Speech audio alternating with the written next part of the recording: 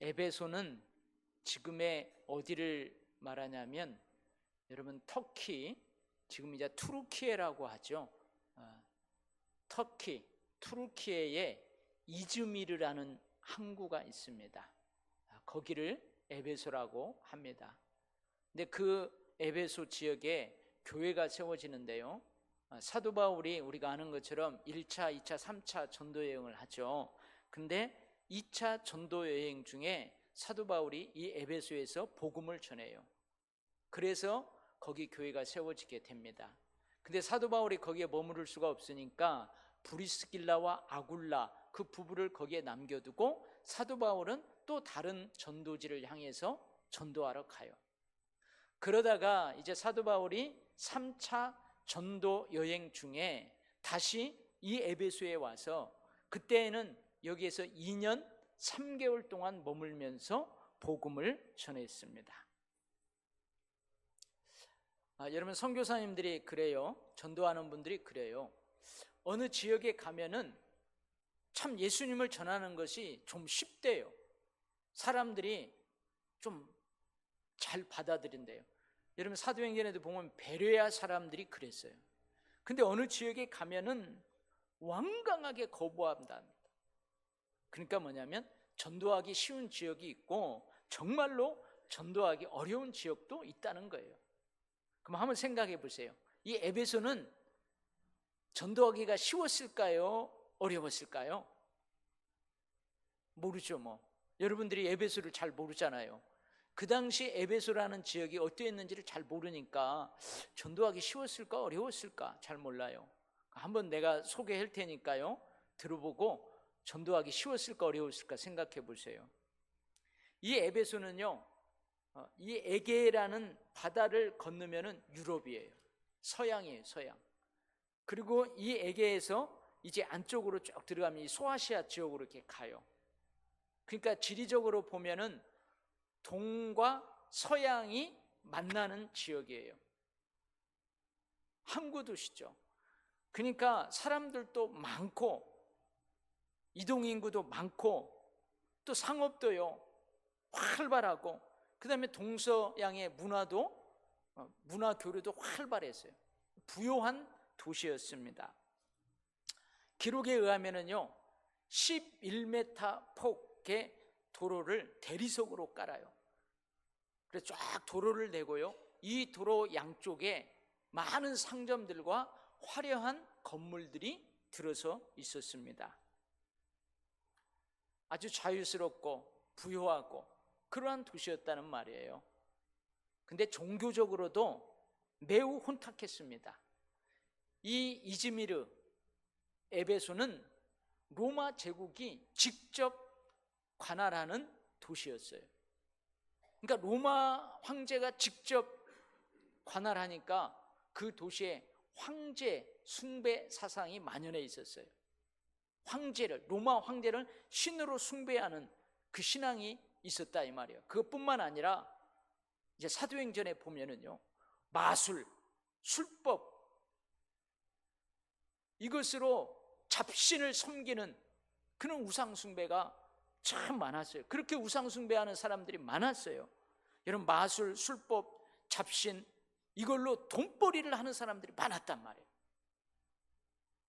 그리고 거기에는요 그 당시 고대 세계에서 가장 큰 건물, 그 당시 고대 세계에서 가장 큰 건물이 거기에 들어서 있었어요. 근데 그 건물의 용도가 뭐느냐, 아뎀이라는 여신을 숭배하는 신전이었어요. 그러면 이 아뎀이라는 여신은 어떤 신이냐, 아주 괴괴하게 생겼습니다.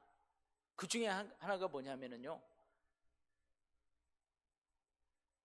여자 신인데요 유방이요 몇 개가 있냐면 24개가요 24개가.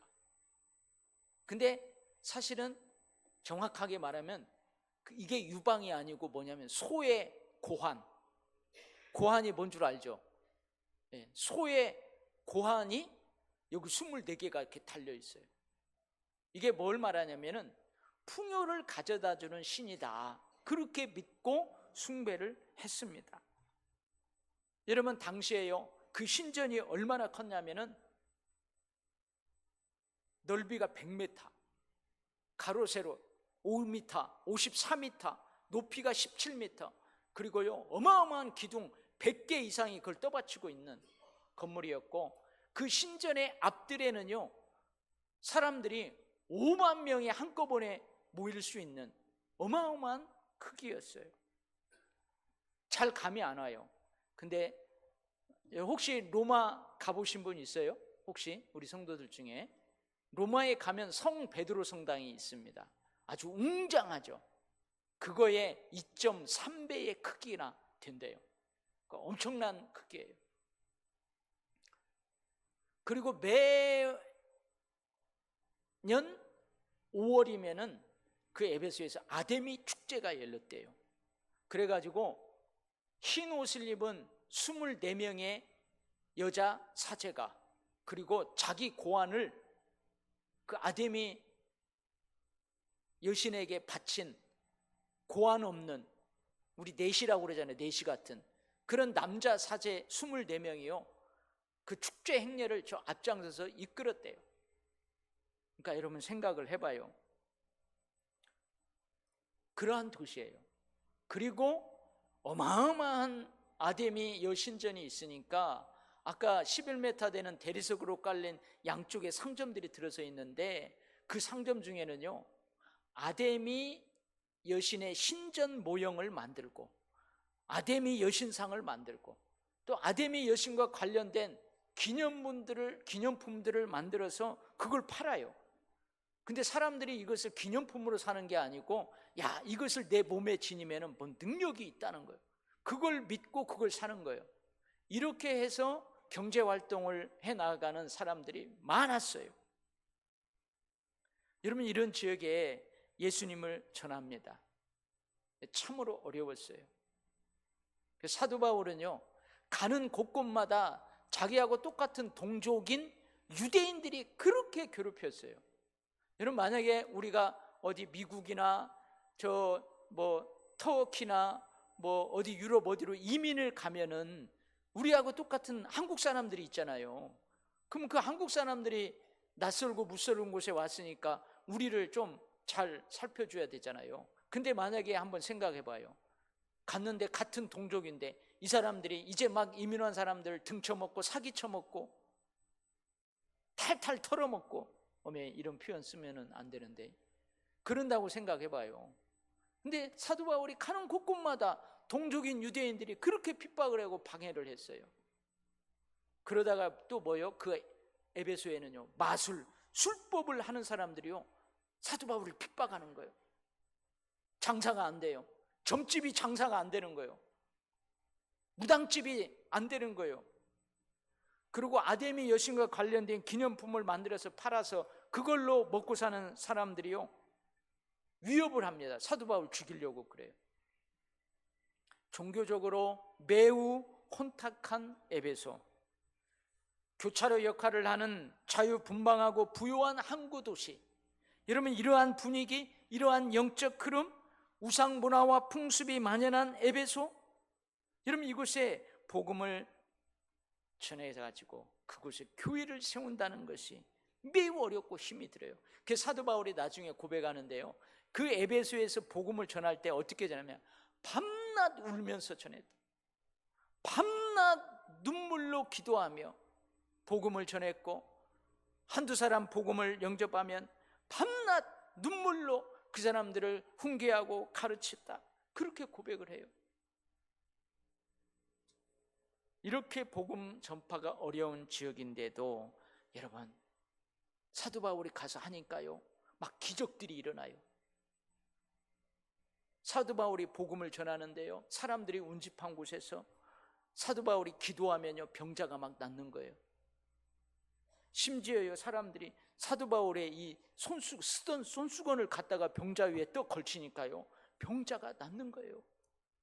그래가지고 이 마술사들, 술법사들도요, 야, 우리도 한번 저 바울처럼 해보자 해가지고 병자들 위에다가 막 귀신아 물러가라 하면서 술법하는 사람들이 안수 기도를 하니까요 귀신이 너들은 뭐냐 하면서 오히려 마술사 술법사들을 막 제압하고 그러한 일이 일어나요.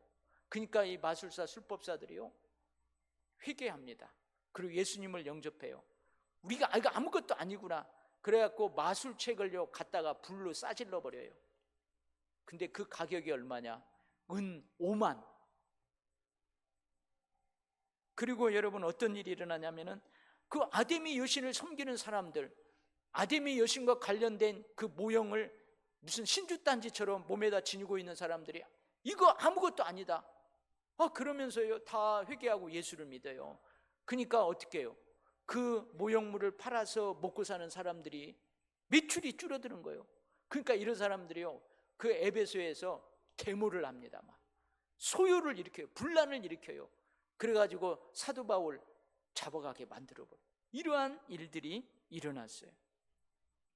이러한 어려움에도 복음을 듣고 회개하고 예수님을 영접하여 믿는 사람들이 갈수록 점점 많아졌어요. 할렐루야. 이렇게 세워진 교회가 무슨 교회라고요? 어떤 교회? 에베소 교회예요.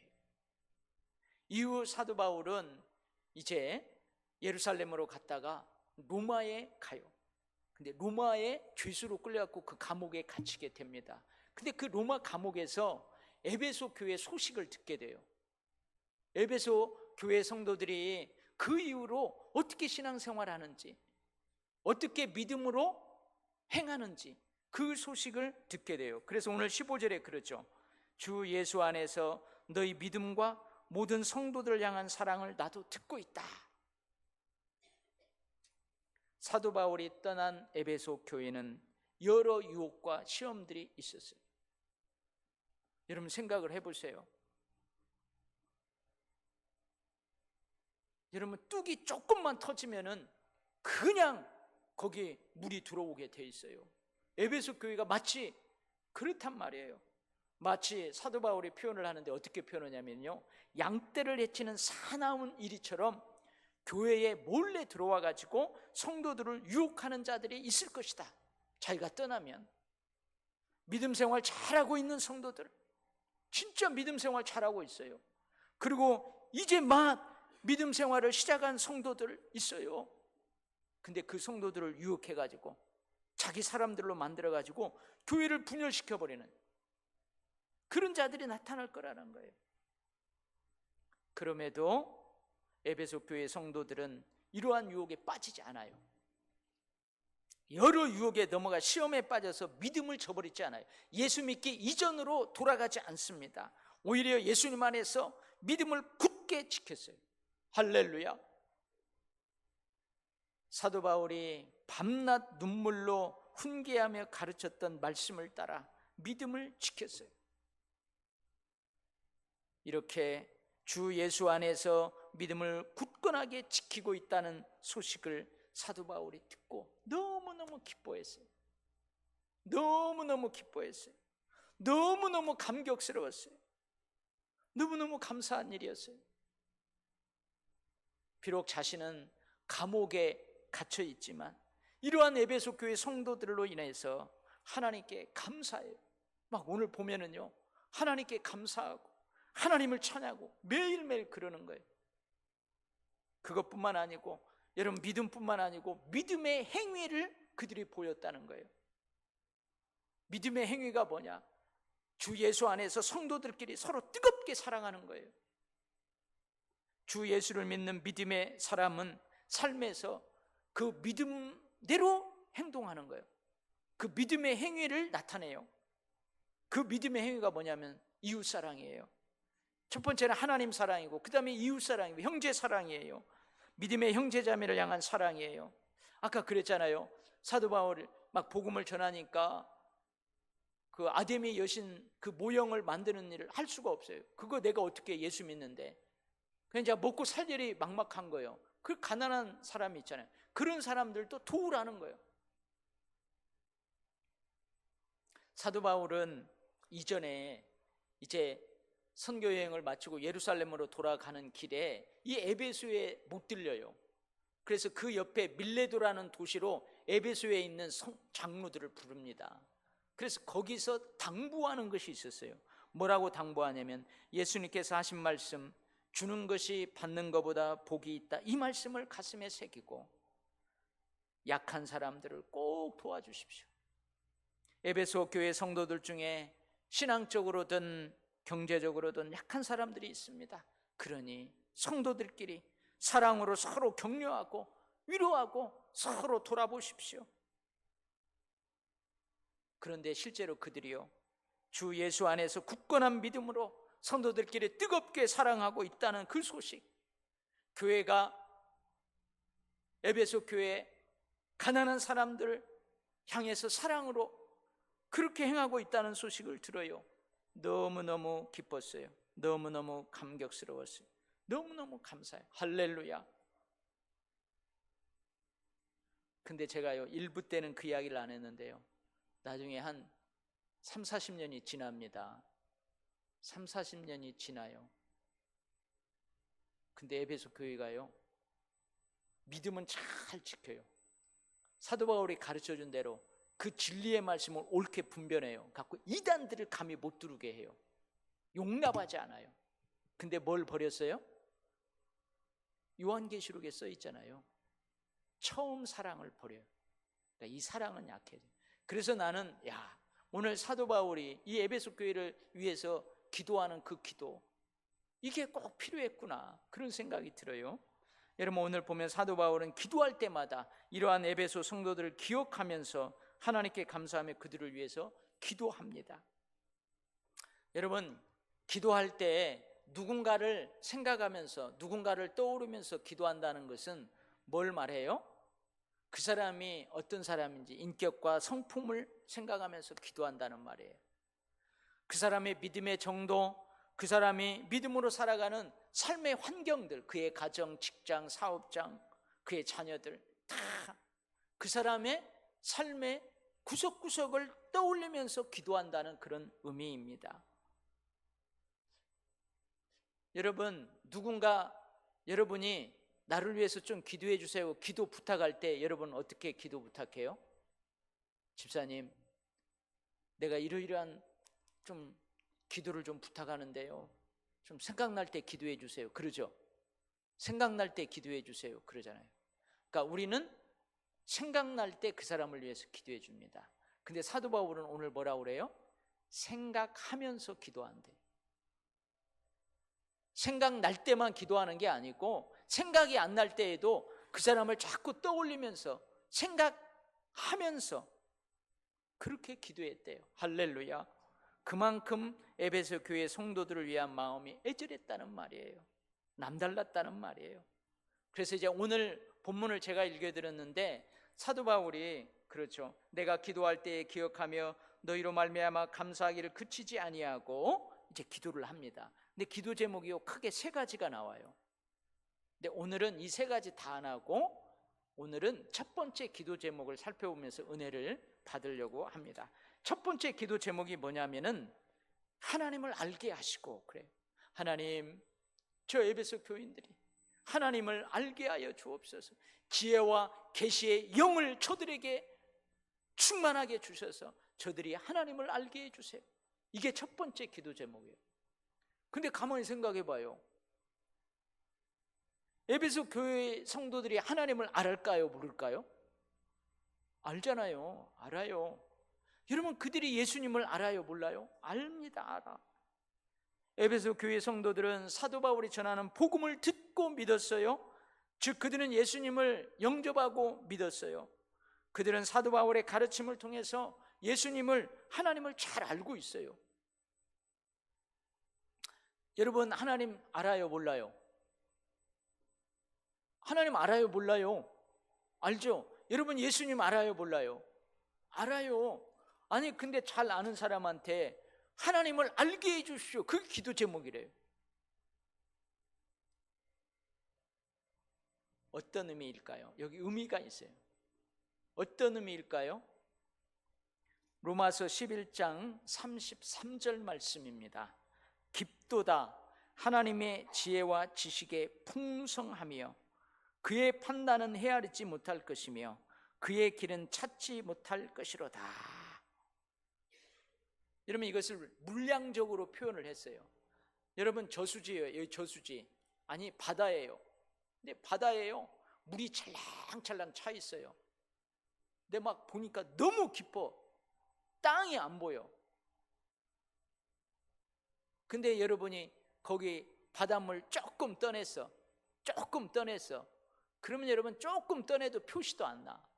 이게 무슨 말일까요?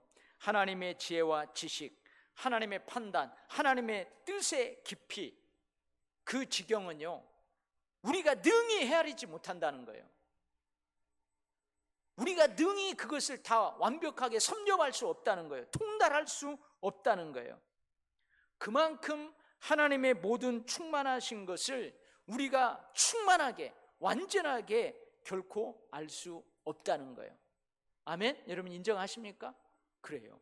근데 우리는 단지 그 헤아릴 수 없는 하나님의 충만하심을 향해서 더 가까이 다가갈 뿐이에요. 더 가까이 다가갈 뿐이에요. 저와 여러분은 분명 하나님을 알고 있어요. 저와 여러분은 분명 예수님을 잘 알고 있어요. 우리는 하나님을 믿습니다. 예수님을 믿습니다. 그러나 현재 우리가 알고 있는 하나님이 하나님의 전부가 아니라는 의미예요. 지금 우리가 알고 있는 예수님이 예수님의 전부가 아니라는 말이에요. 지금까지 여러분들이 하나님을 경험했어요.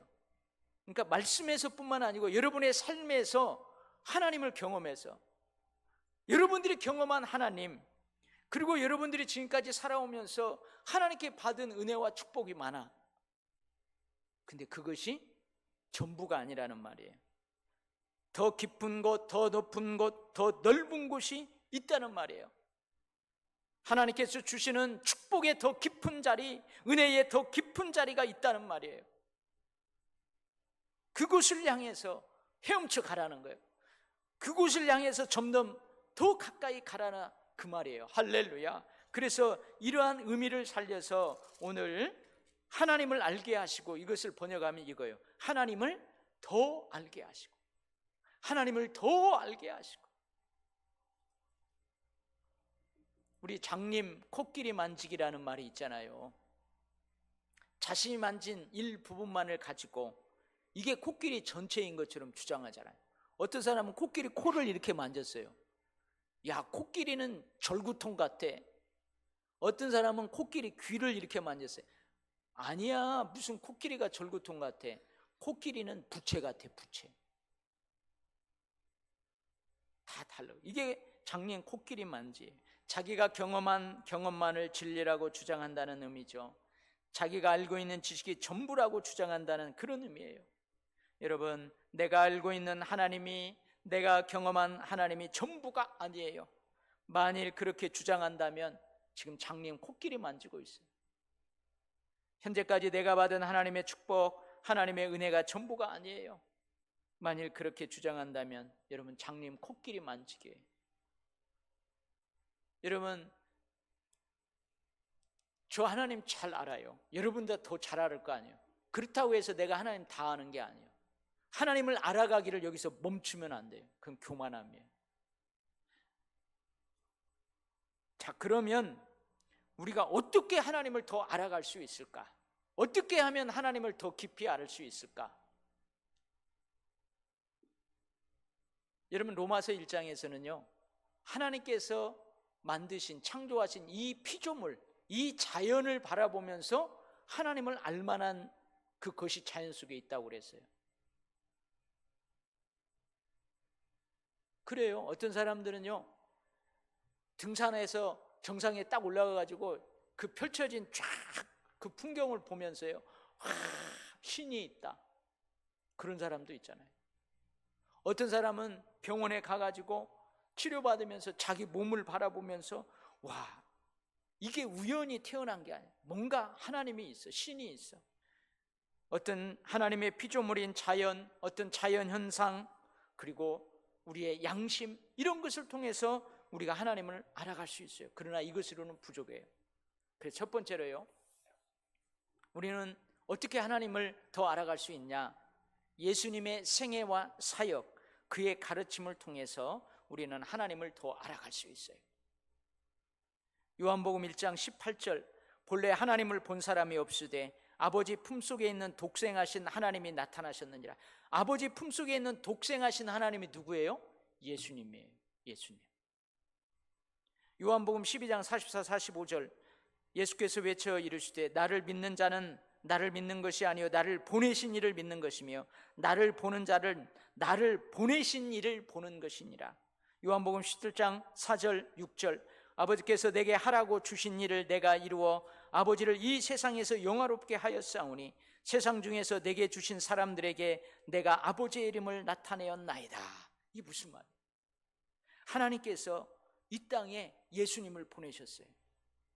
예수님이 이 땅에 오시기 이전에는요, 하나님께서요 이스라엘 백성들에게, 하나님의 백성들에게 때로는 선지자를 보내고요, 때로는 어떤 자연 어떤 현상을 통해서, 기적과 이적을 통해서, 꿈을 통해서 그렇게 하나님을 나타내셨어요.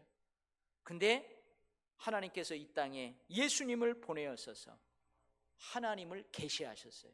이 계시라는 말이 어려운 말인데요, 밝히 드러내셨다 그 말이에요. 밝히 알게 하셨다 그 말이에요. 예수님의 생애, 예수님의 사역, 예루살렘의 가르침을 통해서 사람들이 하나님을 알도록 하셨다는 거예요. 할렐루야. 그래서 여러분, 특별히 여러분 하나님을 더 알기를 원해요? 예수님을 더 알기를 원해요? 그러면은 예수님의 생애와 사역, 그 가르침을 직접적으로 기록하고 있는 어디예요? 마태, 마가, 누가, 요한복음을 여러분 여러 번 읽고 묵상하시기 바랍니다. 할렐루야. 그 다음에 두 번째는요,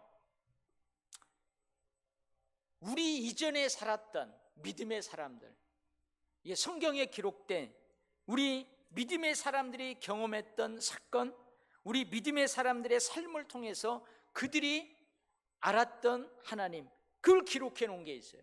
그게 성경이에요. 성경. 로마서 15장 4절 말씀, 무엇이든지 전에 기록된 바는 우리의 교훈을 위하여 기록된 것이다. 고린도서 10장 11절 말씀, 그들에게 일어난 이런 일은 본보기가 되고 또한 말세를 만난 우리를 깨우치기 위해서 기록되었느니라. 히브리서 12장 1절로 2절 말씀은요, 이게 히브리서 10장부터 11장 믿음장이라고 하잖아요. 거기 보면은요, 믿음의 사람들, 수많은 사람들의 이름이 다 기록되어 있어요. 그들이 하나님을 어떻게 경험했는가, 그들에게 하나님은 어떤 분이셨는가, 구약의 믿음의 사람들, 신약의 믿음의 사람들, 거기 싹 기록해 놓고 있어요. 그러므로 우리에게 구름같이 둘러싼 허다한 증인들이 있으니 모든 무거운 것과 얽매기 쉬운 죄를 벗어버리고 인내로써 우리 앞에 당한 경주를 하며 믿음의 주요 또 온전케 하시는 이의 예수를 바라보자. 믿음의 사람들이 만난 하나님, 믿음의 사람들이 실제로 믿음의 삶을 살아가면서 그 사건 속에서, 그 삶 속에서 경험했던 하나님, 그 어떤 분인지 그들이 고백하고 찬양하는 그 기록이 있어요. 그게 바로 성경이에요. 우리가 이 성경을 읽고 묵상하면서 하나님을 더 깊이 알아갈 수 있어요. 때로는요, 여러분 성경을 읽다 보면 그 믿음의 사람들이요, 하나님의 진노를 사는 행동을 하고 하나님의 진노로 징계를 받은 그런 사건들도 기록되어 있어요. 아이고, 성경에 이것도 기록되어 있는. 근데 그런 걸 통해서라도 우리는 그것을 반면교사로 삼아서 하나님을 더 깊이 알아갈 수 있어요. 할렐루야. 그리고요, 이거 참 중요합니다. 이 세 번째는요, 뭐냐면은요, 지금 이 시대에 함께 믿음 생활을 하는 사람들이 하나님을 알고 있는 지식이 있어요. 여러분, 지금 제가 신앙생활 하면서, 목회하면서 하나님을 아는 지식이 있어요. 내가 지금까지 살아오면서 경험한 하나님이 있어요. 그리고 여기 장로님이, 여러분 권사님이, 집사님이 지금까지 살아오면서 여러분들이 아는 하나님에 대한 지식이 있어요. 여러분들이 경험한 하나님이 있어요. 내 안에 있는 하나님에 대한 지식, 내가 경험한 하나님을 함께 나누는 거예요. 서로. 이거 간증이라고 하죠. 삶을 서로 나누면서 우리가 하나님을 더 알아갈 수 있어요. 로마서 15장 1절, 믿음이 강한 우리는 마땅히 믿음이 약한 자의 약점을 감당하고 자기를 기쁘게 하지 아니할 것이라. 고린도서 9장 22절 말씀이에요. 약한 자들에게 내가 약한 자와 같이 된 것은 약한 자들을 얻고자 하며, 내가 여러 사람에게 여러 모습이 된 것은 아무쪼록 몇 사람이라도 구원하고자 함이니, 내가 복음을 위하여 모든 것을 행함은 복음에 참여하고자 함이라. 할렐루야. 여러분, 우리들 가운데는요, 믿은 지 오래된 사람이 있어요. 신앙의 경륜이 많은 사람이 있어요. 그리고 우리들 가운데는 믿은 지 얼마 안 된 사람도 있어요. 신앙의 경륜이 짧아요. 적은 사람이 있어요. 그리고 우리들 중에는요, 큰 믿음, 강한 믿음을 가지고 있는 사람들이 있는 반면, 우리들 중에 적은 믿음, 아주 약한 믿음을 가지고 있는 사람들이 있어요. 근데 이 믿음의 사람들끼리 자신이 알고 있는 분량, 자신들이 경험한 분량을 서로 나눠요. 그 지식의, 그 경험의 분량을 서로 나누면은요, 그것이 흘러 들어가는 거예요. 흘러나오고 흘러 들어가고, 서로 사랑으로 권면하고 격려하고 붙들어주고, 서로 오래 참아주고 기다려주고, 그러면서 함께 어떻게 해요? 믿음이 자라가는 거예요. 하나님을 더 깊이 알아가는 거예요. 함께 은혜의 깊은 자리로 나아가는 거예요. 할렐루야. 여러분, 저의 경우도 마찬가지예요. 제가 신앙생활 고등학교 1학년 때부터 본격적으로 했다고 그랬잖아요. 근데 이제 교회에 나가게 된 계기가 있어요. 근데 사실 교회 처음 나갈 때는요, 제가 뭐 예수님을 알아서, 하나님을 알아서, 뭐 믿음이 있어서 나간 게 아니에요. 왜 나갔다고 그랬죠? 고등학교 1학년은 얼마나 사춘기예요. 갔더니요, 예쁜 여학생들이 있는 거요. 여학생들 보러 나갔다니까요. 갔더니요, 동네 사람들이 아이고 용이도 교회 왔냐 하면서 얼마나 이뻐해줘요. 막 먹을 것도 주고 막 너무 예뻐해주고 잘해주니까 그것이 좋아갖고 나갔어요. 믿음이 약했어요. 아는 게 없어요. 경험하는 것도 없어요. 근데요, 그때 저보다 5살 많은 누님, 믿음 좋은 누님이에요. 누님이 용이도 이리 와라 하려더니 말씀을 가르쳐주고, 기도하는 방법도 가르쳐주고, 아멘 뜻이 뭔지, 할렐루야가 뭔지, 성경 찾는 것도 가르쳐주고 그랬어요. 그리고 장로님 한 분이 계셨어요.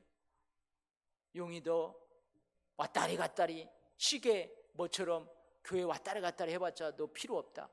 너 예수님을 만나야 된다. 너 하나님을 만나야 된다 이거예요. 우리가 그러잖아요. 인격적으로 만난다. 네가 지적으로, 감성적으로, 네 의지로, 전 인격적으로 하나님 살아계십니다 고백할 수 있어야 된다. 그 체험이다. 그게 네가 기도의 능력을 체험하고 성령의 능력을 체험하고 하나님 만나야 된다. 그래야 네가 구원받는다. 장로님 그래가지고요, 그래 장로님 어떻게 하면 내가 하나님 만나요? 그랬더니 너 기도하라는 거야. 하나님 살아계시면 저 만나주세요. 예수님 저희 위해서 돌아가셨다면서요, 구원해 주세요. 그럼 저 만나주세요. 그래서 장로님하고 같이 12시에 작정 기도해서 밤 12시에. 할렐루야. 여러분, 이게 중요합니다. 서로 믿음이 강한 자, 약한 자, 신앙의 연륜이 오래된 자, 적은 자, 짧은 자, 그렇게 모여서 서로 견mon하고 위로하고 격려하고 훈계하고 그러다 보면은요, 믿음이 자라요. 할렐루야. 진짜라니까요. 근데 내 옆에요, 맨 교회 오면은 이 사람도 믿음이 없어. 맨 교회 오면은 세상 이야기만 해. 어저께 말이야, 내가 어디 갔는데 뭐 어쩌고 저쩌고 맨 그런 얘기만 하면은요, 믿음 안 생겨요. 오히려 어떻게 해요? 그래요? 그럼 주일날 우리 교회 오지 마. 교회 재미도 없어. 목사님 설교하는데 뭔 말인가도 모르겠고. 그럼 그 다음에 거기 가볼까? 하고 오히려 저리 가버리지. 그래서 믿음의 사람들끼리 이걸 통하여서 하나님을 더 깊이 알아갑니다. 할렐루야. 마지막으로요, 이게 중요해요. 이게 중요해요. 이러한 모든 가정에 성령님의 역사하심, 활동하심이 있어야 됩니다. 여러분, 오늘 본문 말씀에 뭐라고 되어 있어요? 지혜와 계시의 영을 주사, 이렇게 되어 있죠. 여기서 지혜와 계시의 영이 뭐로? 성령님이에요. 성령님은 모든 것, 곧 하나님의 깊은 것까지도 통달하시는 분이에요. 여러분을 누가 제일 잘 알아요? 여러분이 제일 잘 알아요. 여러분 안에 있는 여러분이 여러분을 제일 잘 알아요. 하나님을 누가 제일 잘 알아요? 하나님의 영이신 성령님이 하나님을 잘 알아요. 이러한 성령께서 때로는 우리를 감동시키시고 때로는 감화시키시고 그러세요. 이러한 역사, 이런 활동하심으로 성령님이 우리를 깨우쳐 주세요. 깨닫게 해주세요. 때로는 감정적으로 동의하게 만들어요. 때로는 의지적으로 그것에 동의하게 만들어요. 이게 성령의 역사예요. 여러분, 지금 제가 설교를 하잖아요. 설교를 하는데 뭔가 깨달아져요? 마음에 와서 좀 꽂혀요? 그래요? 그러지 않고 빨리 끝나. 오늘 점심은 뭘까? 아이고, 자기는 졸음이 오고 그냥 한 귀로 듣고 한 귀로 흘려버리고 그러면은요, 여러분 가운데 지금 성령께서 활동하지 않는 거예요. 그래서 여러분, 성령의 충만함이 뭐냐? 내 안에서 성령이 나를 다스리는 정도가 충만함의 정도예요. 그래서 우리는 여러분 기도해야 돼요. 성령 충만함을 위해서 기도하라고 하잖아요. 성령께서 내 안에 역사하도록, 내 안에 계신 성령께서 나를 지배하도록 기도해야 돼요. 이게 없으면은요, 많은 사람들은 이 성경책이 그냥 어떤 책들 중에 하나예요. 근데 성령께서 역사하시면은 이것이 하나님의 말씀으로 내게 다가오는 거예요. 믿음은 하나님의 말씀을 들으면서 생겨요. 여러분, 자꾸 설교를 듣고 성경 말씀을 읽고 묵상하고 그러면 여러분 믿음이 생겨요. 이게 하나님을 깊이 알아간다는. 디모데후서 3장 15절 말씀, 또 어려서부터 네가 성경을 알았다. 성경은 능히 너로 하여금 예수 그리스도 안에 있는 믿음으로 말미암아 구원에 이르는 지혜가 있게 하느니라.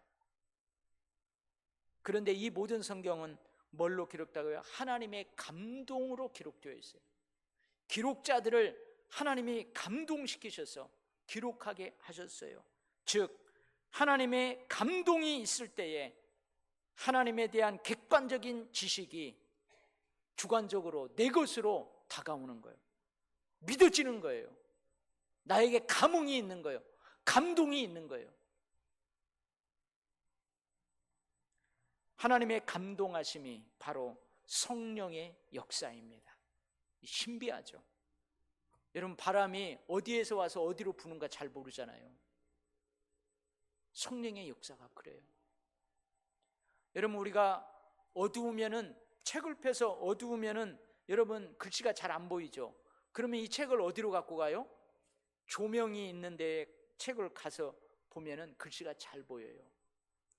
하나님의 감동하심, 성령의 역사하심은 바로 조명처럼 우리의 마음과 생각, 우리의 지식, 우리의 감성을 밝게 해주는 역사예요. 이러한 성령의 역사가 있어야 돼요. 이러한 성령의 역사하심으로 우리는 하나님을 더 알아가게 되는 것입니다. 할렐루야. 한번 여러분들이 성경을 읽을 때 그러세요. 지혜와 계시의 영이신 성령이여, 내가 성경을 읽을 때 좀 깨닫게 해주세요. 깨닫게 해주세요. 실제로요, 간증을 하신 분이 있어요. 성경을 읽으면은 잠만 와. 그래서 잠 안 올 때는 성경을 펴요. 읽다가 자기도 모르게 꿀잠을 자. 그래도 불면증을 치료하는 역사가 일어나네, 그 사람한테는. 이거 그러는 거예요. 그래서 이분이요, 기도했다는 거예요. 막 성경을 읽어보니까 뭐 하나님의 말씀이 꿀송이처럼 달다고 하는데, 하나님 저도 그렇게 해달라고. 근데 어느 날 성경을 읽는데요, 마치 이 활자가요, 안개처럼 살아서 막 꿈틀거리는 것처럼 자기에게 막 와닿더래. 이거 저하고 같이 사역했던 전도사님이 간증하는 거예요. 그런 때가 있었다는 거예요. 여러분, 성령의 역사가 우리들 가운데 반드시 있고 있어야 될 줄 믿습니다. 사랑하는 우리 도일교회 성도 여러분, 하나님을 더 깊이 알아가는 것에 대해서는 좀 과하다 싶을 정도로 좀 욕심을 내시기 바랍니다. 아멘? 이걸 뭐라고 그래요? 거룩한 욕심이라고 그래요. 거룩한 열정이라고 그러는 거예요. 여러분, 물질적인 거 그냥 돈에 환장을 하네. 현세적인 복, 막 출세, 명예에 환장을 해요. 환장을. 이것은 뭐예요? 지나친 욕심이에요. 이건 뭐라고 그래요? 거룩하다고 안 해요. 탐심이라고 그래요. 탐심. 여러분, 돈이 우리에게 있어야 돼요. 우리 적당하게 사회에서 사회적 지위도 있어야 돼요. 그것이 필요 없다는 것이 아니에요. 근데 거기에 대한 지나친 욕심은, 아까 제가 그런 표현을 쓰면 안 되지만 아주 그냥 적나라하게 해서 환장을 한다. 이것이요, 지나친 욕심이에요. 이것은 탐심이라고 그래요. 그래서 성경에서 이 탐심은 무슨 죄와 같다고 그래요? 우상 숭배의 죄와 같대요. 결국은 하나님과 멀어지게 해요. 대신 자기가 그렇게 욕심을 내는 물질, 명예, 그것들을 하나님처럼 우상으로 섬겨요. 거기에 사로잡혀요. 거기에 종노릇 해버려요. 여러분, 그러나 하나님에 대한 신령한 것, 하나님에 대한 영적인 것, 하나님을 아는 지식에 대한 이 지나친 욕심은요, 결코 우리를 우상 숭배와 같은 죄에 빠지지 않게 합니다. 하나님 그러셨잖아요. 오늘도 그러잖아요. 나를 사랑하는 자들이 나의 사랑을 입으며 나를 간절히 찾는 자가 나를 만날 것이니라. 할렐루야. 하나님의 자녀들인 우리가, 예수님의 사람인 우리들이 가장 먼저 힘쓰고 애써야 할 것은 하나님을 아는 거예요. 하나님을 알아가는 거예요. 이게 바로 뭐예요? 거룩한 욕심, 거룩한 열정이에요. 이 거룩한 욕심, 거룩한 열정이 우리 모두에게 있기를 원합니다. 하나님을 아는 지식의 깊은 자리, 하나님의 살아계심을 체험하는 이 경험의 깊은 자리, 하나님께서 주시는 그 은혜와 축복의 깊은 자리, 여러분 거기가 있어요. 여러분 더 깊은 곳으로 더 헤엄쳐 가시기를 원합니다. 더 자라가시기를 주의 이름으로 축원합니다. 아멘. 하나님 아버지, 장님 코끼리 만지는 식의 신앙생활 하지 아니